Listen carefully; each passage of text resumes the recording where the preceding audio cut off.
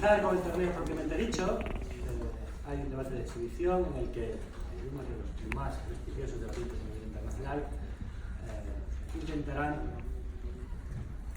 impresionaros, pero desde luego explicaros un poquito cómo puede ser la dinámica del debate. Pero sobre todo pensando en los que venís por primera vez a una batallita de estas características.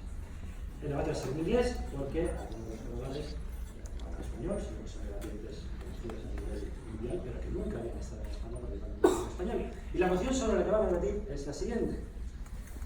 Esta casa preferiría un mundo en el cual los niños sean criados de manera comunal en lugar de en las tradicionales dinámicas familiares. Creo que tenéis que ver, no es sencilla y puede dar mucho juego. Espero que os guste mucho, espero que os parezca lo más interesante posible y, sin más dilación, damos la palabra a primero de ¿la voy a repetir? Esta casa preferiría un mundo en el cual los niños sean criados, educados a nivel comunal, ¿vale? Por una colectividad, en lugar de aplicando las tradicionales dinámicas familiares. Ya, claro, en vez de que te críen simplemente tu familia, te cría la comunidad. Cría una comunidad, un colectivo. Está vuestra imaginación. A partir de ahí, lo que entendáis por comunidad, etcétera, etcétera, lo irán explicando a la verdad. Un aplauso a los editores de la moción y a la última publicación de la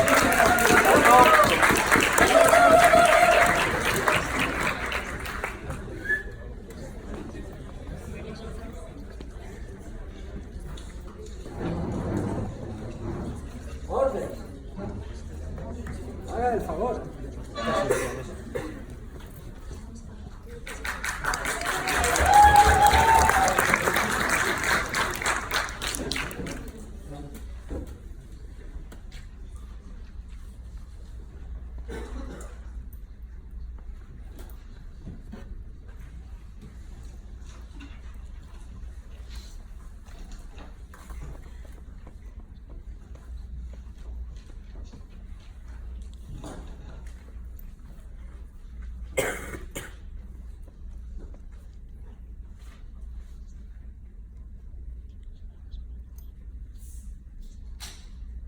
First of all, what do we think when we think about communal uprising?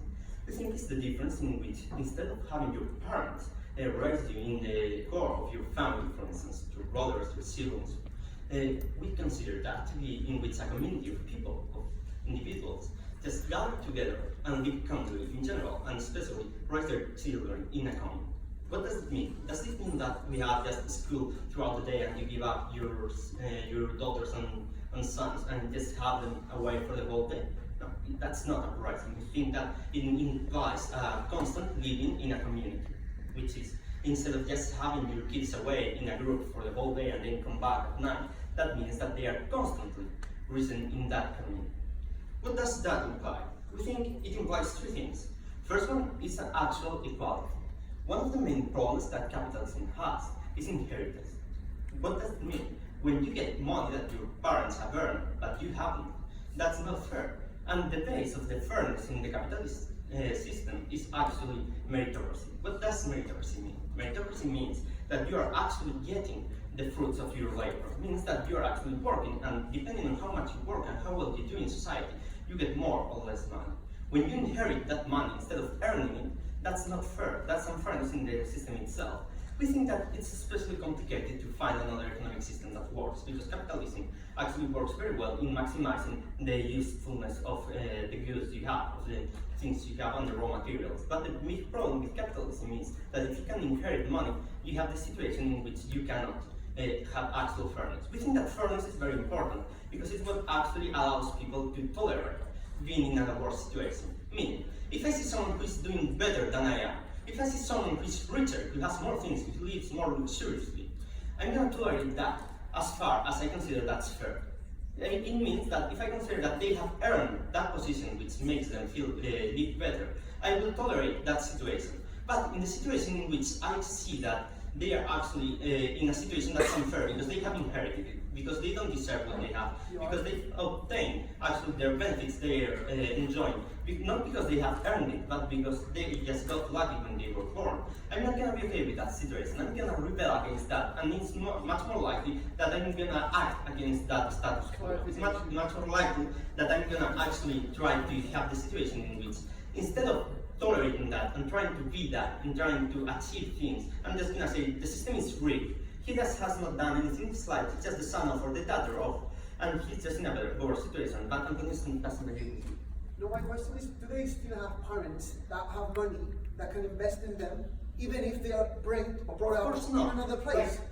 But my first sentences were that this is not just a school that works throughout the day, and then you have simply the situation in which they have parents, but they're simply educated in another place. This is uprising. This is actually the education throughout their whole life. This means that the idea of parenting disappears and it is transformed into education in the community. This means that they don't have a parent that's going to invest more money in them. And that's actually our second point inside this inequality, and is the fact that because they have the same situation, because they cannot send their children to a better university, because they cannot provide them with better opportunities, there's actually justice and equality of opportunity. It means that because they cannot give them an advantage, because they cannot give their children a head start, because children are raised all together, this means that they have an equal chance of succeeding at life. This means that precisely they are actually getting the opportunity to prove who they are, to have a fair system in which they can actually succeed if they deserve so. Second point is constant support, and this is pretty important. It's the fact that if a son or a daughter has a bad relationship with their parents, they're losing a very important source of support. And we have to understand that not all parents are equal, not all parents are good parents, and not all parents are caring individuals who think a lot about their kids. There's a lot of parents who do not care, and there's a lot of parents who are intolerant to their kids, and that make their kids' lives hell in life. There's a lot of parents who give their kids a very hard time and do not educate them properly. And this is a very big problem. And we think that with this initiative we get constant support precisely because we have a lot more breadth. Instead of having to please two people, instead of being supported if I have the support of just two people, I get a lot more people who can support me. Maybe they won't support me as hard as my parents do if they were good parents. But the fact is that I'm going to have access to a lot of people who are going to support me because they feel it's their duty. The problem is that even if there's a lot of good people in the world who can still support me, if my parents don't, they don't feel the duty to do so because they think I have parents who should do that. They don't feel it's their duty, so at best, they're going to do that out of charity. If we have a situation in which we have a lot of people feeling it is their moral duty, and not just moral, but actual obligation to provide good upbringing to me, and they see that I'm not getting so, they're compelled a lot more to give me that good uprising, to give me that education than if they were. My third point, I'm not going to give that to you, is individualism. Individualism is probably the worst situation we have right now in the world. Individualism is what leads to decisions looking just for the short term. It's what leads to decisions being just for me instead of the good of the community. This is very easy to understand. If we are just looking for our own good, if we are just looking for our own sake because we feel like we're just this individual that does not care about the rest, we're going to put our small benefit over the big benefit of the community. And we see that very clearly in actual political parties. Instead of trying to look for the good of a country, seeking for an agreement on important topics such as education, they just look for their own benefit, trying to get one or two more elected deputies. They're just trying to get those more people on their side instead of looking for an actual solution to the situation in the country. And how does this measure end individualism? It does, because the core of individualism is family. The idea that my family is different from the other families, that my family is actually an individual, a collective individual in this case, that is subjectively different from the rest, and that I should care more about my family because it's my family than the rest of people. When we dissolve this idea, when we're all equal, and we should care all about each other because there's not this distinction that my family is not other people, we get the situation in which this idea of individualism is not so rooted in the minds of people. People understand that the thing they should look for is actually in a situation in which they all get an equal chance. These are the points that we think that we should propose. Thank you.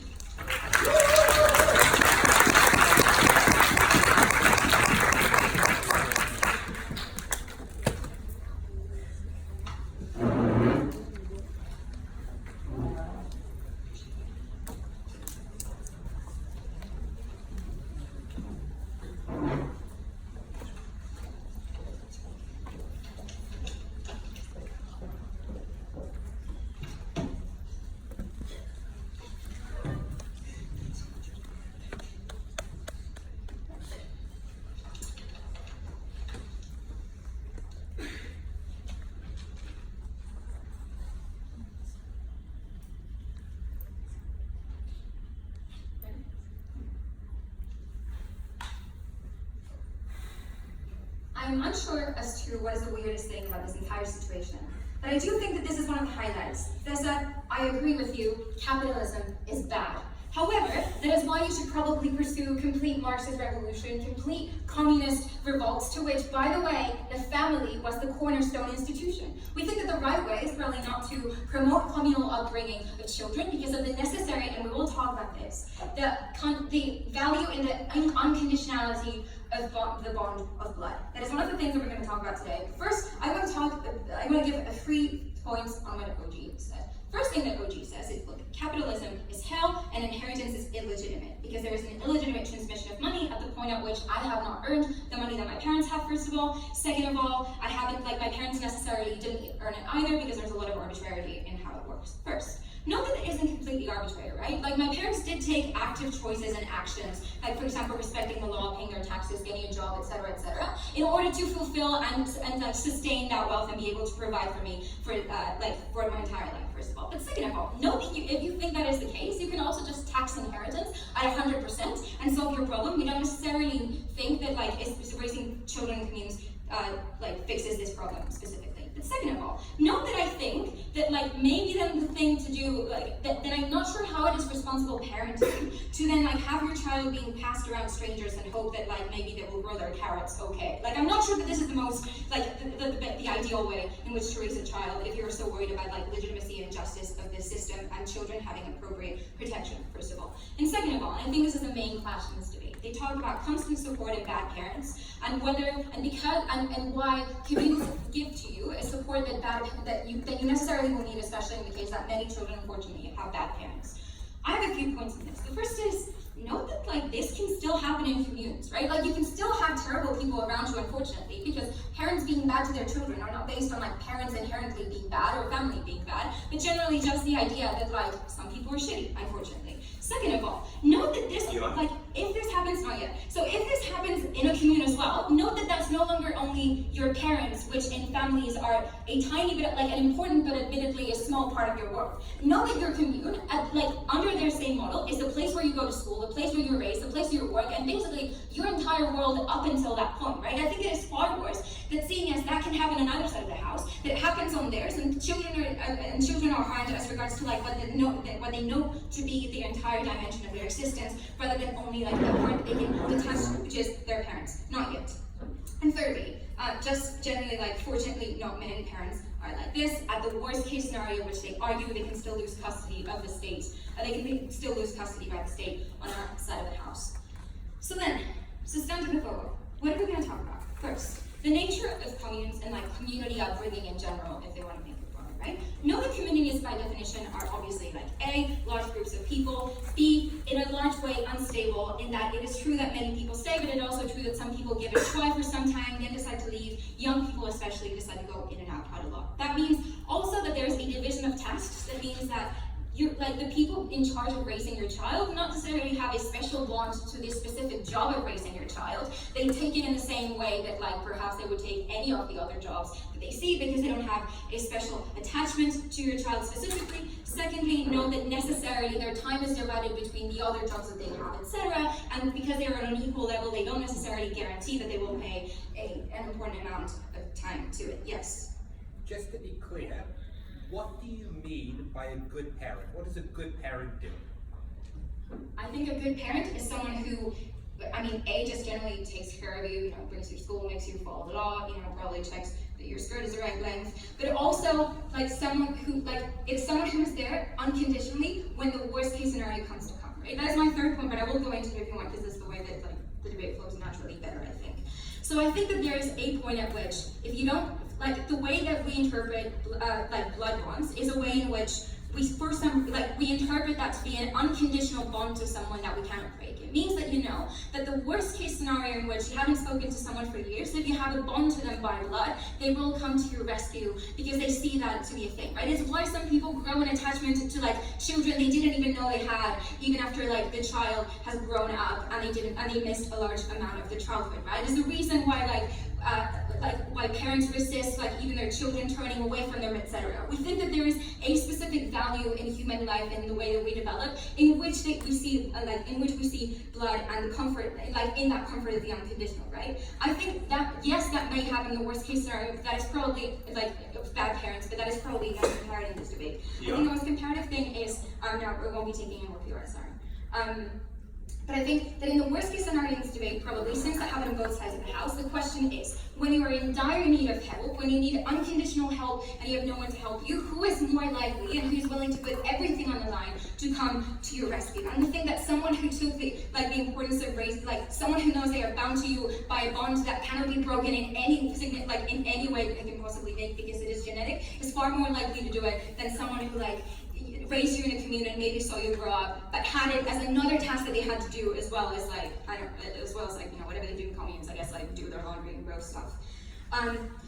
So why is this such an important thing? Also note that on the broad spectrum of creating relationships and being a good parent, note that the more people you have around you, the more difficult it is to establish meaningful relationships, right? Because instead of devoting an X amount of time on one person in order for that person to become your confidant, Fabregat, that's your word of the day, in order for them to become your confidant, what it means that you have to divide your time between many people. It is more difficult to identify who is the person you can trust and go up to with the important things. So even if you have 50 people around you, know that you can tell each of them a very small thing, but it's very difficult to tell who you can go up to with the very important thing that is eating you alive. We think that especially in child development, when you need clear references as to A, where you are in a position, B, who you can go up to, and C, if you were in dire need of help, who would come to your rescue and who you can probably identify as being on your team, no matter what. We think this is familial bonds are unique in this sense. Look, at the end of the day, I think there's a lot of really cool stuff that Rosa's going to talk about. But I think at the end of the day, the comparative,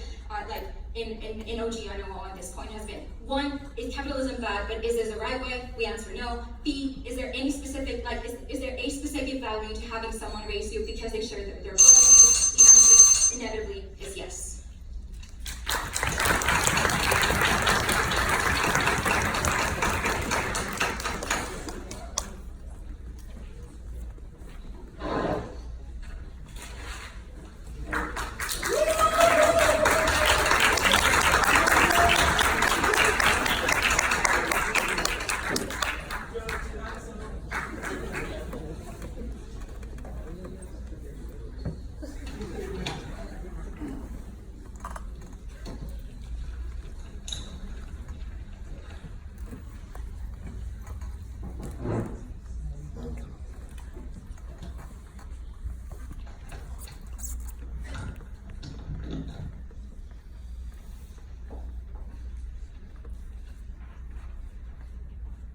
Okay, I'm not a Marxist myself, but I have to say that actually we're not saying that capitalism in itself is bad. We're saying that when you have inherited things, you have problems. Why? Because sadly, some of us are born with some inherited problems, and some of us are born with some inherited advantages. And that's the thing that we're trying to solve when we are preferring to have communal education or communal upbringing before familiar upbringing. Why? Because precisely in Marxist society, the thing is that community is the first and most and foremost reference in society. Why? Because community is something that is going to be there always. Angela said that the definition of good parenting was to have someone that, no matter the case, no matter the circumstances, is going to be there for you always. Okay, sadly, that's not true always with parents. Because in some situations, we can lose our parents. Some situations, we can have parents that are not so committed to us. We can have parents that have problems and they just decide to, they don't have the ability to be really attached to us, or they just don't want to. But in society, we can find a whole community that is going to care of us. And the thing is, it's very simple. I mean, you can have bad luck with 2 people, but I think it's more likely to have bad luck with 50 or 100 people. So when you have a bigger community to take care about you, it's more likely to find support and to find commitment than when you are dependent and you are relying only on one bond, on your familiar bond. Yes? Yeah, so your case seems to be premised on the fact that there's only one whole community. If there's many communities, big communities, there's problems of inequality between the community A and community B. Yes, certainly, but the thing is that I think that you are going to have a better chance when you are bringing between inside a community, because communities by definition are more diverse than families. I mean, of course, some neighborhoods are like are poorer than another are richer, but in just one neighborhood, if I'm like bringing up by all the neighborhood, I can find like more support than if I bring only by one family, which is probably going to be like very poor, very rich. But I mean, I think that there are better chances when you have a lot of people who have like different characteristics, different wealth, etc. So the thing is that Angela said that the problem with communities is that first they are unstable. I think that's not true. I think families are far more unstable than communities. Why? Because when you have less people, it's easier to lose them than to have problems between them. No? And this is very simple. César said that community offers us constant support. This point is very important. Why? Because, for example, we can lose our parents by death. But we can also have like a breakup with our family. We can have problems, we can have a discussion, and we can completely be departed from our family. It's extremely unlikely to be absolutely departed from society because you have all these people to rely on. But it's very likely to have a problem with your father or your mother. But more, I mean, for example, now in society we have a problem, and it's a problem of commitment to the children because of the demands of the market. I mean, some parents have to work a lot and they don't have time to commit to their children. But when we have a specialized community with people who are volunteers and they want to take care of children, we don't have that problem. Because if my parents are very rich, probably they have time to commit or they can pay someone to do that. But if I have two parents who are like, they're from working class and they have to work a lot to earn us a decent salary, they don't have the ability, it's not that they don't will, they don't have the ability to commit to myself and to provide me with a good education and a good support. That's something that the community can solve. So I think that there is more stability in the community than in family. Jorge? Yeah, and no, wait a minute. They say also that we don't have attachment because people in society are like strangers and they don't have attachment to children. That's not true because we are not saying that children are going to be like just thrown on the streets and the first people who is passing by is going to take care of them. We are saying that the community has some people who are specialized in education, who are volunteers and who are going to take care of children. So I think the attachment from the people with children, obviously, it's there. And in fact, it can be greater than in the case of the parents because we can have parents who don't have this willing or don't have this ability to commit to their children. And wait a minute. And they say also that it's better to have less bonds than a lot of bonds. Because you can like trust more if you only have like 2 people in your life than if you have a lot of people. I think this is not true. I mean, I can have a lot of friends and really have like a good relationship with them than if I only have one friend. But the problem when you only have one friend, when you only have one father or 2 parents, no, is the thing that you are more reliant, you are more dependent on that bond than you have a lot of them. That means that you are conditioned by this kind of bond. And if that bond is break, that bond is you lost it, or if that bond is bad, you are absolutely relying on that. If you have a lot of different bonds and a lot of different role models in society, you can depend on either one or either the other, and you don't have these problems.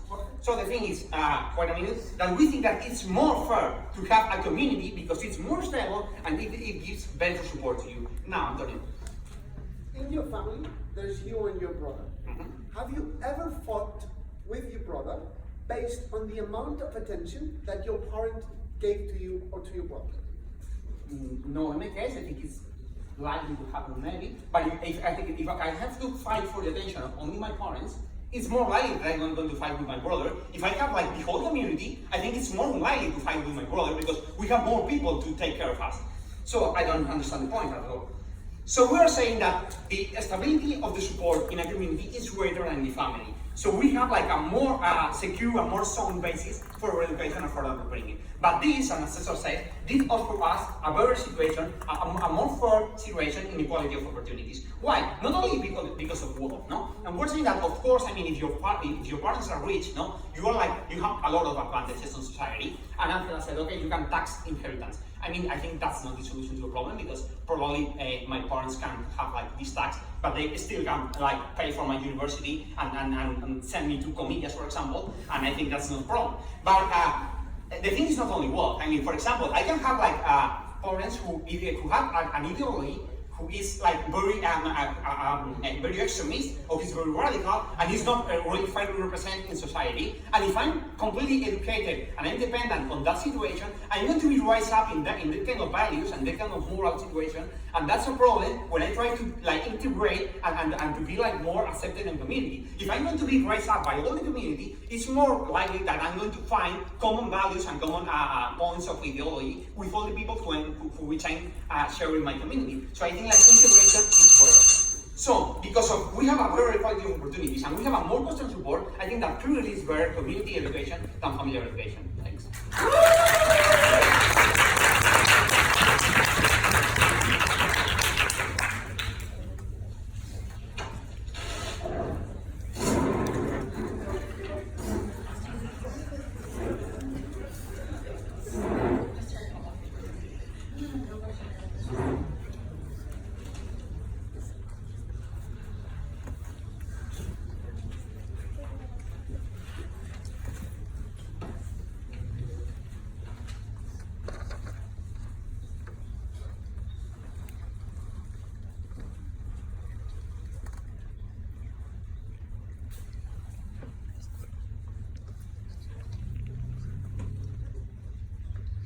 Bad people and bad parents exist on both sides, and I'm going to go on to explain why. Whether you live in a commune or whether you live in a family, the existence of bad people in the world doesn't really change.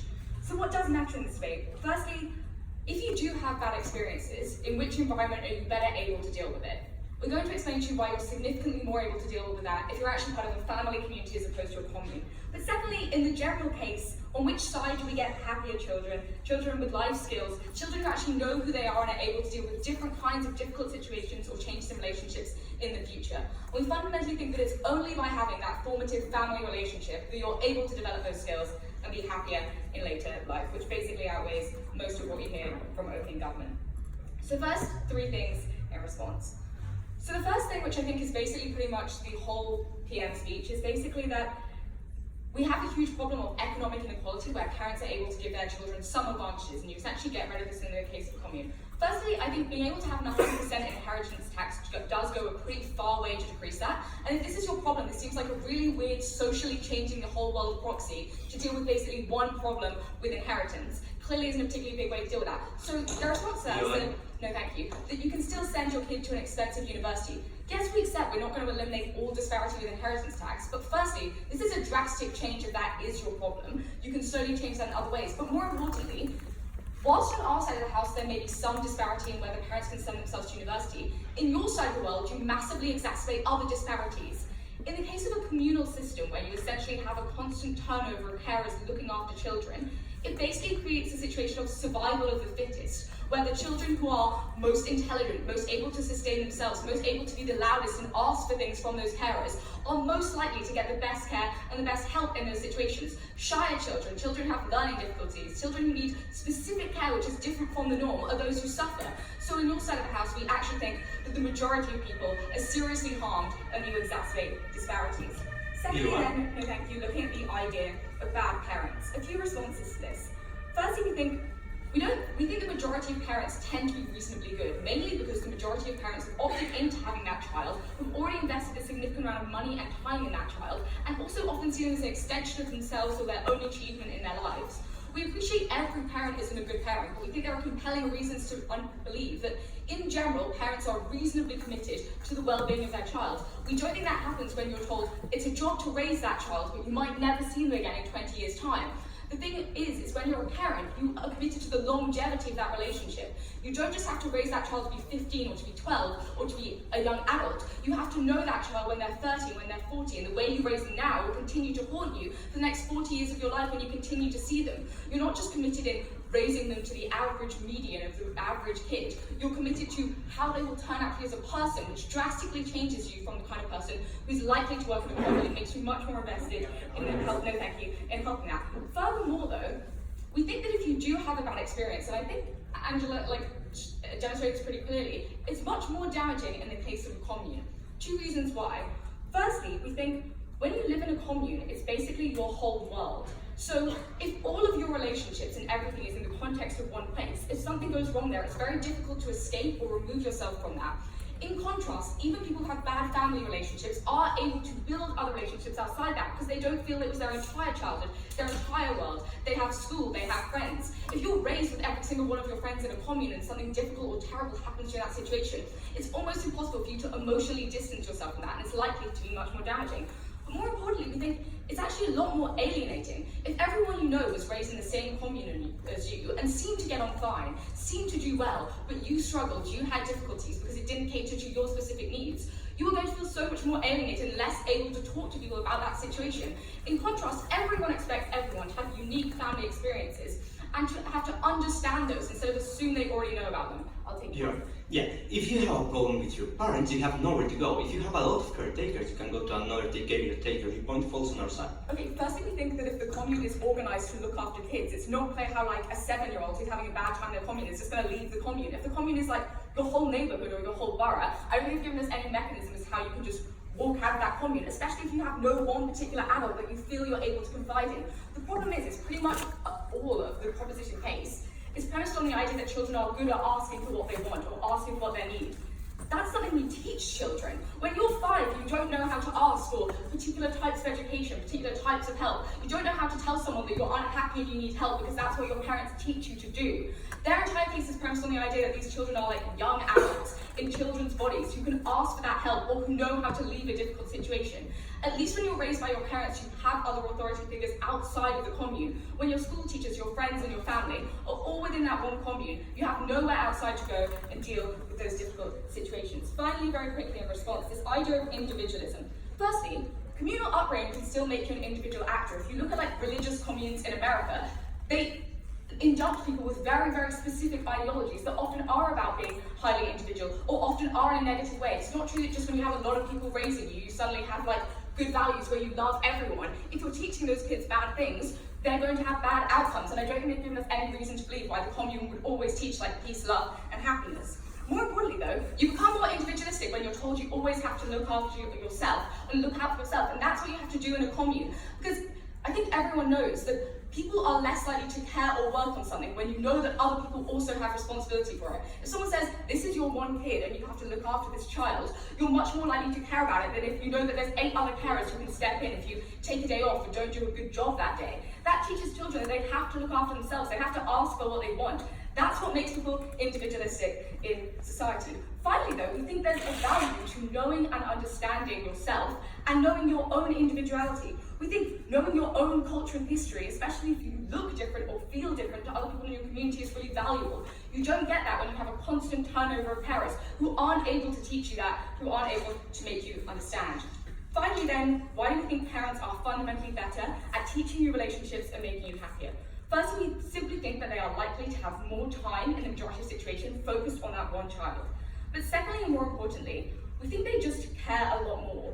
The unique thing about a parent is being a parent is not just a job, because you see that child as also a reflection on you as an individual, much more than you would a normal job. Because when you look at that child, you see your own legacy, your own achievements translated into that child.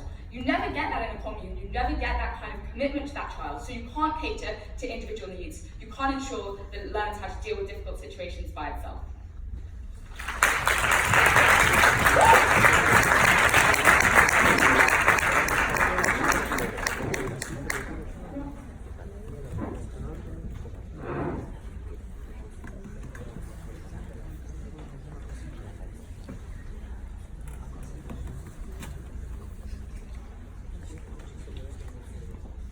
Opening opposition are correct.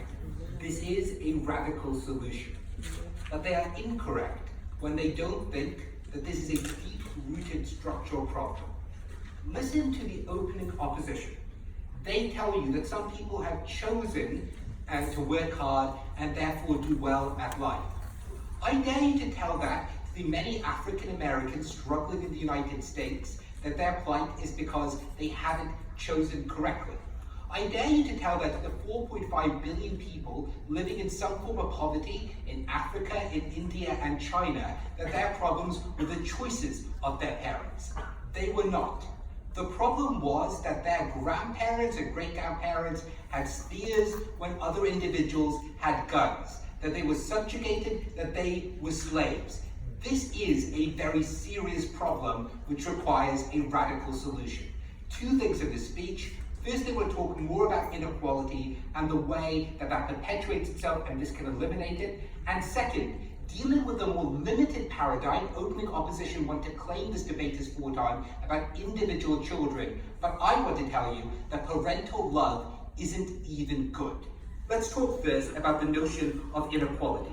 We agree with opening government when they tell you there are serious problems in terms of the intergenerational transfer of wealth.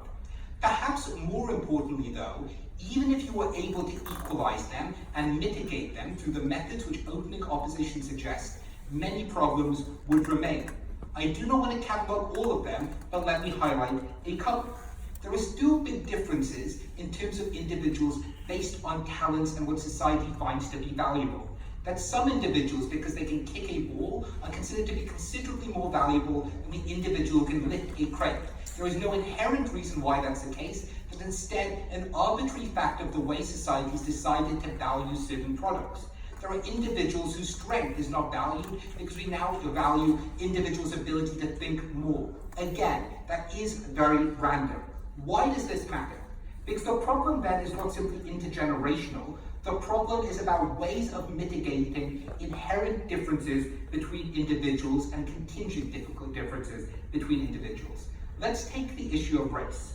Unlike what is hinted at by opening opposition, race is not a primordial difference between individuals. It is perfectly plausible that individuals, just because of different skin tones, may be not considered to be different, so that the difference may not be considered to be relevant. In the same way, no one considers the length of individuals' noses and ears to be impacting the value of individuals. Why does that change with the notion of communal living? I concede what I guess closing opposition may be noting, that this policy works best if it is done on a global level rather than local communities. That is an argument to extend this policy and make it more global in scope. But even in circumstances where you don't do that, in individual communities where you have multiple people of different races together, it is better that they are living together from an early age. Why? Because at that point you no longer see the huge differences between individuals, because you are in many ways going to be very similar, or differences between individuals, which still exist, will not be determined by racial lines, which themselves are determined by pre-existing structural backgrounds. That is an important way of eliminating the inequalities created by history and a history of wrongdoing. So the fact that individuals are living close together means that you eliminate some of the forms of inequality which exist immediately. Secondly, to develop opening opposition's arguments about individuals who are considered about individual empathy. The first thing we're willing to concede is opening opposition are correct that individuals, just because they live communally, aren't necessarily going to be entirely empathetic and still be individualistic. Obviously the case, but that doesn't mean that there isn't a trend when you spend more time with other individuals to change the way in which you view the world. Why is this the case? I think it is probably the case that we all agree that we have stronger connections with our families than other individuals around us. That is probably because we've been raised with them and we spend a lot of time with them. It isn't simply about numbers. Why do we know this? Think about, for instance, Asian families, which have multiple different family relations, all living reasonably close together. You still often care about lots of those individuals. It's often instead about the notion of proximity. In the world where you're spending more and more time with these individuals, you end up developing empathy towards them. You're more likely to distribute your resources to them. Why is that important? Because that ultimately eliminates some of the inequalities created by talents or what society finds to be irrelevant to begin with, and this explains why you eliminate why you create more empathy, which is the premise of opening government's case. The third thing which we want to talk about, is this notion of children and what is better for those children. So let's look here what we hear from opening opposition. They tell you a couple of things. They tell you firstly that there are already going to be problems for certain kinds of children. That children who wants attention, the child who's able to get attention is more likely to do well in a communal household. I think that is probably communal living. I think that is probably true, but it is worth noting that that is a lesser order stage of inequality. Partly because there are sometimes fewer of them, but second, because you don't have a single role model or influence in this case. They keep saying that, oh, but you're living all in the same place. Sure, but you do have different geographic locations. You have parents, you have carers, you have nurses. There are going to be multiple different influences on your life, and we think that is important. Yes, some of them may be ignoring you, some of them are going to pay more attention to certain children than the other. And that is a lesser harm than the ones which they suggest on your side of their side of the house. But secondly, we think what is important here is to think about what that notion of love matters in the first place. The first thing I want to note is, yes, there is an issue that maybe you get less love on our side of the house than on their side of the house. I don't think that is bad. Why is this the case? The first thing I want to note is what exactly does parental love mean? Opening opposition when think of it is like really fluffy about unconditional love. I think what that often also means is that you have certain values which you try and impose on your child. Because your child is yours. Your child is the one you brought into the world, the one you spend all your time on. So you try and impose certain kinds of values and certain kinds of aspirations on them. That seems to be reasonable because to some degree, they are entirely seen to be yours, so you want to get some value out of them. You may call this unconditional love, but you nonetheless try and make them do what you think is good, which is ultimately what you think is good for you rather than what is good for them. Why does this matter? When you have a religious household and that child ends up being raised religious, their choice is not, they're not going to choose what they find to be important, they don't find it important. That religion chosen to them by their parents has done it for them. When their parent says, these should be your aspirations, you often end up thinking that those are your aspirations. There is a real lack of freedom of choice here. Why does it matter? Why does that change on the other side of the house? Because opening opposition, again, are right. You have less committed individuals making decisions. But that lack of commitment also means they are less likely to try and impose their values on you. Sure, that is going to happen to some degree, but it's going to happen an awful lot less. Why does all of that matter? Because the notion of love is one where you are restricted in what you are able to choose and be able to pick. That is going to be much weaker in a community where you have multiple different influences. You are not going to be forced to be religious. You're not going to force them necessarily have some kinds of aspirations. And that is the kind of freedom of children we want. For those reasons, I'm very happy to propose.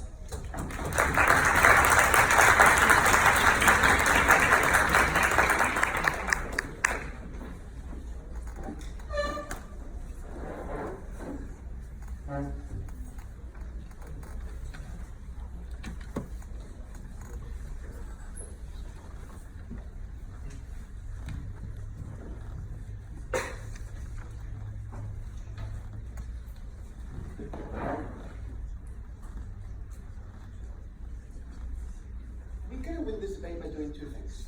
First, we're going to prove you that in communal upbringing, there's less strength in the connection with your upbringers. And second, that then you have worse interactions between the kids in the community.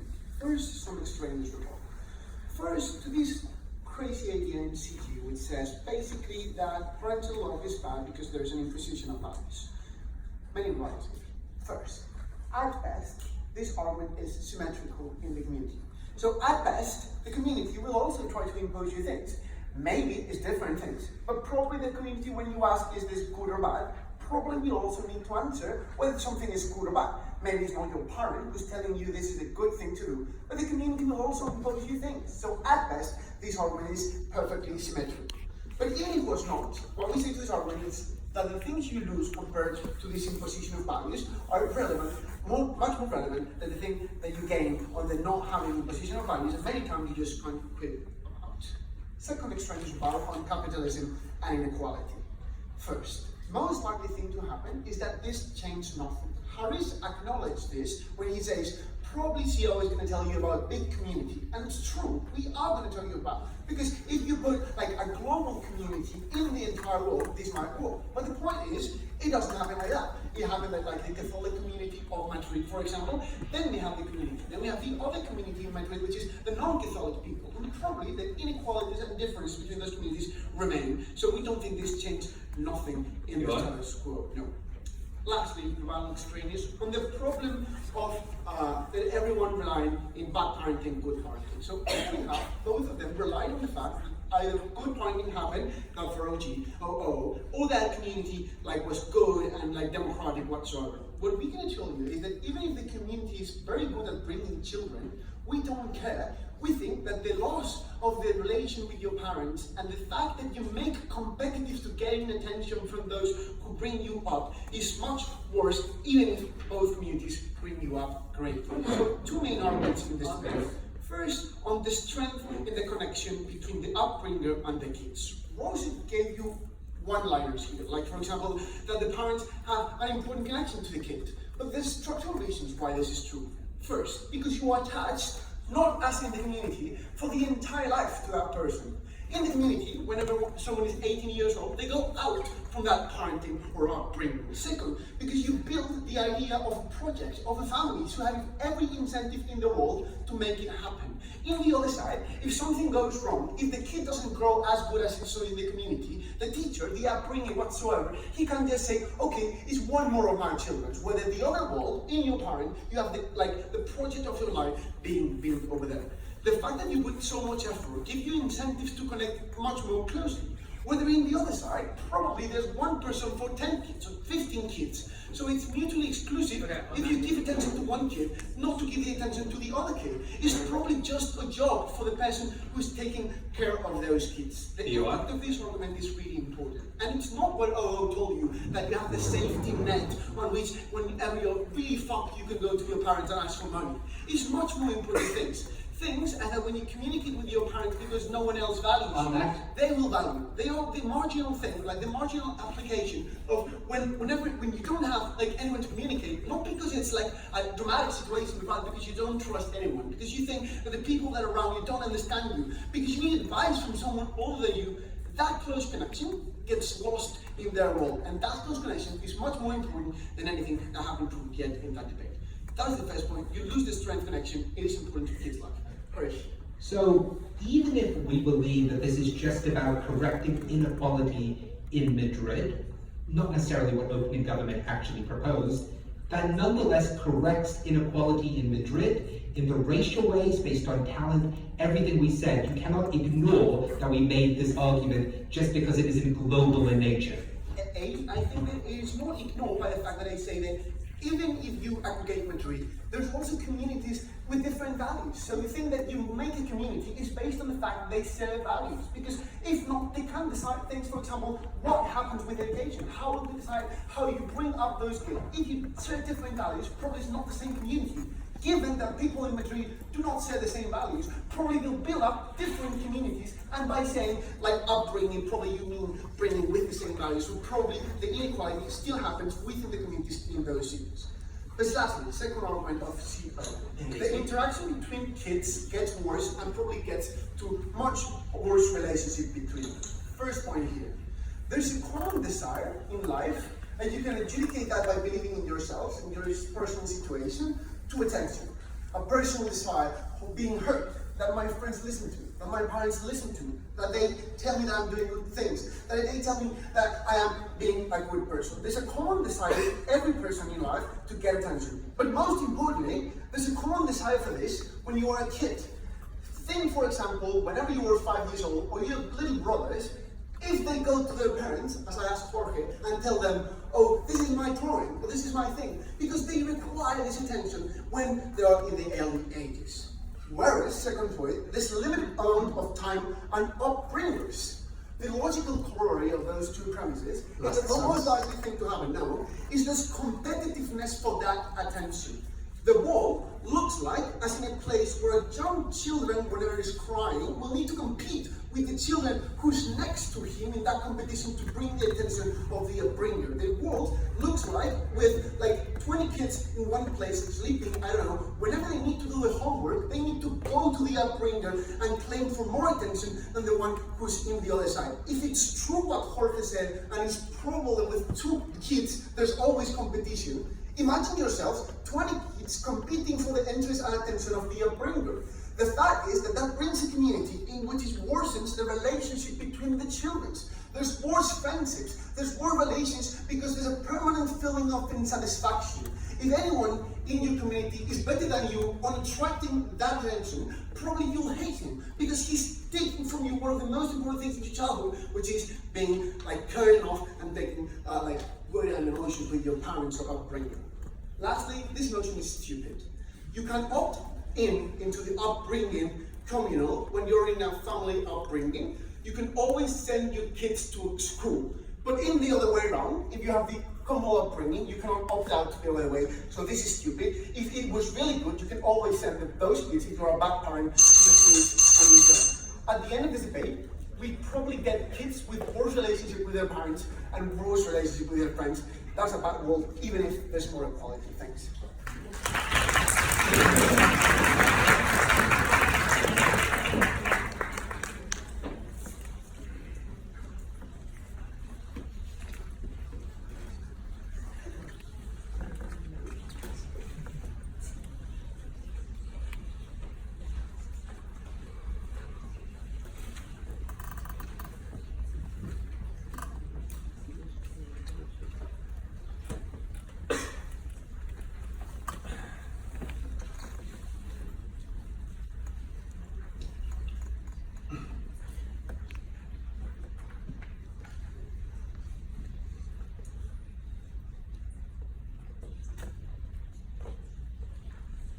problem with the case of the opposition is that it only works if the plan is a complete mess. The arguments of the opposition only works if in our world we're putting the children just in the street and they have to find their life and find the bonding. What Harish uniquely brought to this debate was how he explained how the bonding with the community will happen, how you will find bonding with them and empathy with them, and will have friends and like a choosing family within that community, and therefore you will have substitute those parents without any problem and without the problems that the parents have.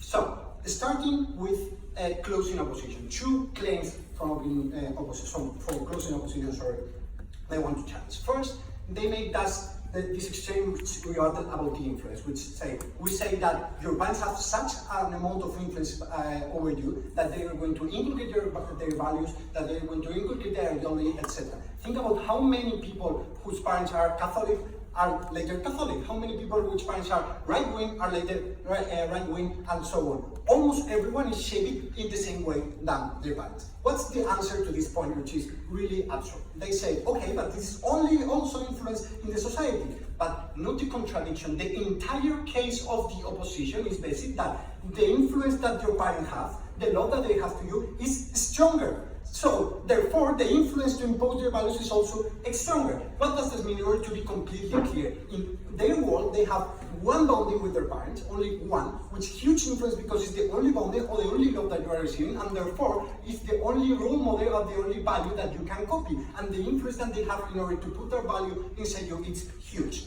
In our world, we have 15 or 20 bonds that are not so strong, but at the same time, they are in the whole enough in order to feel enough love, etc., etc. What does that mean? That means that, of course, it's influence in both sides of the house, but there is no comparative in the influence that a parent have compared with the shared influence of 20 individuals which will not be doing in the same direction. Second rebuttal to this point, in addition, values in the community usually are much more softer than in the family. What does that mean? That means that the family usually wants you to be like straight, to be a doctor, and to live in a specific neighborhood. The community usually say that you have to be generous and some values more general. That means that you can adapt yourself to the values of the community much more than you can adapt to the values of the family. The values of the family are very specific, and the green post they give to you, you will have to face that this is really specific.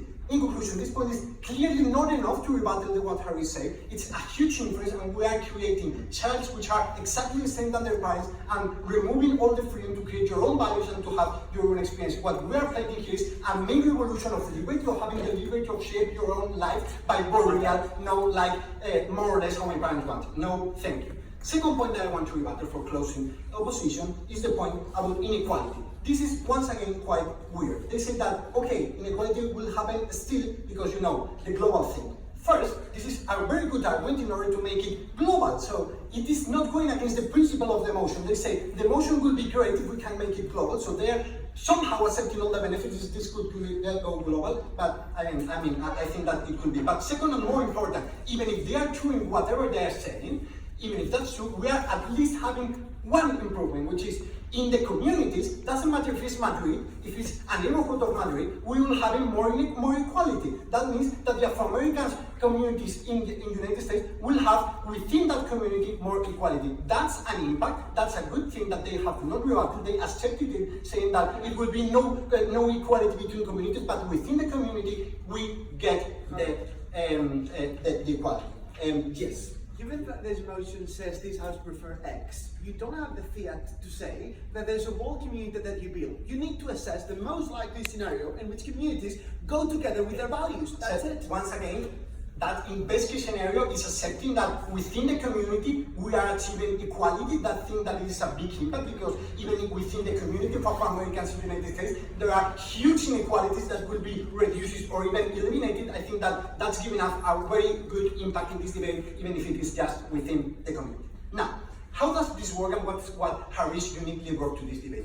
What opening government say is you are not going to be reliable only in one bond with your family, but we will have more bonds. What answers open opposition? was, okay, but you will lack the empathy, you will lack the love for your parents, etc., etc. What Harish uniquely brought to this debate, and it's the gap that the opening government didn't do, is to explain how it will work the way that you work that empathy within the community. He explained to you that you are not thrown in the street, but you have some values, and you will have 20 or 30 people which take care of you, and with the time you will be picking the ones which have more values with you. So after 1 month, or 2 months, or 1 year, or 2 years, you will be probably forming like a chosen family of people which have some type with you, which is not able to impose you anything, but somehow are like a chosen family that give you the support and give you all that, look what I'm thinking when I have 5 years old, what that Fabregat say. So what we're saying in opening, closing government is that you can choose that family, and that you are not just throw it in the street, but you will have to pick the people of the community that is treating you better, which is more alienated with your values, and therefore you will have that empathy and you will work with it. We think that closing opposition do not engage with this extension at all, and that this point, which was filling the opening of arguments, is entirely in. So, clashes of this debate really quickly. First clashes, where is more like good comprehension and good life for these children?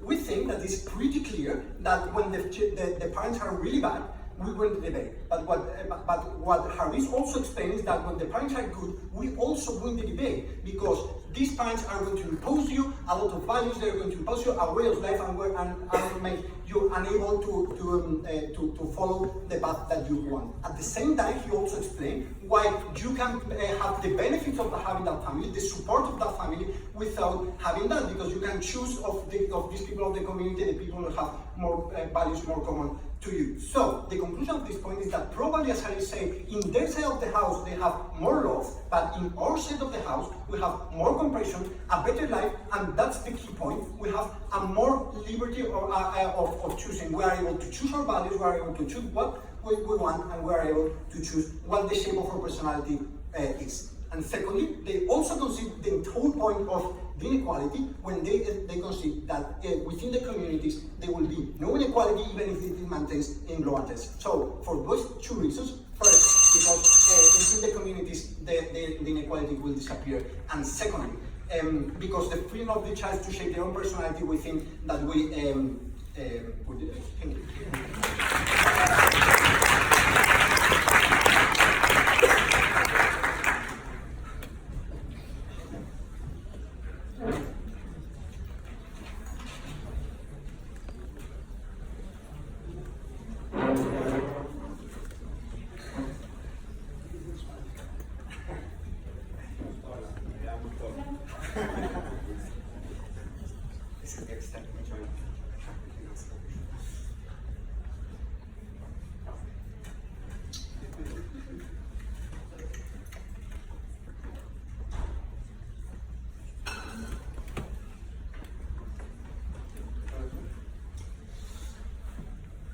Let's talk about 3 main questions. Firstly, let's talk about the interaction and relationships between those children and why they are the most important question within this debate. Secondly, let's talk about just what sort of upbringing we're going to see in terms of the relationship between the child and the upbringer or parent, and we think that our work is significantly better. And thirdly, let's talk about the crazy lines from governments about like equality and globalism and stuff like that, and actually respond to their cases even if you accept their weird mechanisms and definitions to the debate. But let's dive into the first question. So, I'm going to spend a lot of time explaining to you what sort of relationships are good to see between the children. At the end of the day, no matter how you look at it, you're not going to have an upbringer for every 2 or 3 children that they're devoted for them. Governments don't want that. They want them to have many children for each and every single individual. There might be a couple of individuals over each 20 children, but at the end of the day, you're going to have someone who's uniquely you feel is yours and is likely to stay there for your life. All the announcements on gives you on why this creates bickering between the children and struggle, and let's accept it, and more fighting over attention and love in a situation that is tense, a situation in which you might fear that your friends are not your friends because they're fighting over the attention, is one in which children are just likely not to trust each other, are likely to be more fearful of developing relationships with each other. All of those harms go significantly unresponded. And note, we don't even have to show you those harms. It's enough that the children are afraid that that upbringger loves one of the other 20 children more than the other, or that he cares about them. And the other children might have an incentive to actually tell them that way in order to create that competition and horrible feeling and sensation with those children. I think that as a result of that, the likely scenario is going to see exactly the sort of sibling rivalry you see sometimes in family, just exaggerated to a significant extent. A lot more hatred toward others who share a room with you. A lot less cooperation and friendships between people who share a life together and are supposed to be their best friends. Why? And not to get no response to that. Why is this so crucial within this debate? Why is it enough for us to win the debate? A couple of things. Firstly, if this is true, that means that most of the benefits from government side about people bringing back and trying to invest in the community and caring about them are not going to happen to a very large extent given the relationships they have had from a young age with other individuals. Secondly, say, unlike the relationship with your upbringger, whether it is a parent or someone else, this is the vast majority of the time they spend. This is the important relationship they have at the beginning of their childhood and their life. If you ruin those, you ruin their ability to create those later on. You ruin most of their childhood because most of their time is spent with other children. Knowing that their status quo, they have less of that with their brother, with their siblings, and they have significantly less of that with the children they study with just in the classroom, exactly because they have a parent they know loves them no matter what, and is there for them when they get home. When they don't have that environment to go back to, they can never trust any of the children will ever have meaningful relationship with them. So it's just like the most meaningful relationship most time that those children spend, and therefore most important. But thirdly, because it's saying it also ruins their ability to have a meaningful relationship with their upbringer or parent. When they think about that most of the time, when they can trust their parent, when they don't know whether they like the other children more and the way they treat them, and they're also fearful, always fearful, that they might draw the short straw. That also means that even if they have the best upbringer and they are the most perfect individuals, they still fear that it might not be the case, and they can't trust an individual to that extent. Therefore, we say this is the most important thing in the debate. Even if you accept everything else from the government side, we should still win the debate. But secondly, let's talk about the benefit for the child in terms of like the relationship with the upbringing. I take you later, CG. Yeah, fine. So, OG basically saying, look, they're bad parents, you can fight with them, and it's like the relationships go sour, and poor parents have less time to spend with the children. And I would say that most of it is also symmetrical and true for the community. They also add that parents have a strong relationship with that child, they are committed only to it, while the person or people in the community that raise the children might not care that much. We tell you why even if you have the perfect upbringer or upbringers within the community, you can never create the meaningful relationships that are important for you later in life. So a couple of things here. A, just have too many children. Each child is special and you need to know them uniquely and you need to know them deeply in order to be able to help them. They don't want to share with you. They don't feel like sharing with you with their most difficult issues. And if they don't have the time because they have 20 children and not just 2 or 3, then you're just not able to create a relationship even if you really, really want to. Secondly, that person goes away when you're 18. Your parents don't. Note, when they're 18, that upbringer or upbringers get new children they need to take care of. And you don't stop having difficulties once you're 18. It's not just financial needs. You still need emotional support, someone to go to. If you broke up with your girlfriend or your boyfriend or your partner in life, you need someone you can bitch to or you can cry to. That supporting shoulder is non-existent at the point at which you go past 18. And note, friends will never be enough to provide all of those. They can go away. They are not older than you and can impart wisdom on you. So we think this is crucial. But then CG tell us a couple of things. But actually, before we do that, yes, Harish. But there's a huge non sequitur here. You go from rivalry to hatred. I have rivalries with lots of debaters. I still like lots of them because there's lots of other factors other than just rivalry. Harish, that's because you have parents and people who love you, and you know that it has nothing to do with debating. If that person is the upbringer, they are the sole source of love and affection in your life when you don't have your parents, then your competition is over that affection. The reason you can have rivalry, no thank you, with debaters is because you know you are still loved no matter what happens then. If all of your identity is built on that competition, then you are less likely to be so friendly rivalry with our debaters because you think you won't be loved if you lose in a debate. This is why some people have anxieties debating because they think their value is dependent on that. But then CG tells something fun, right?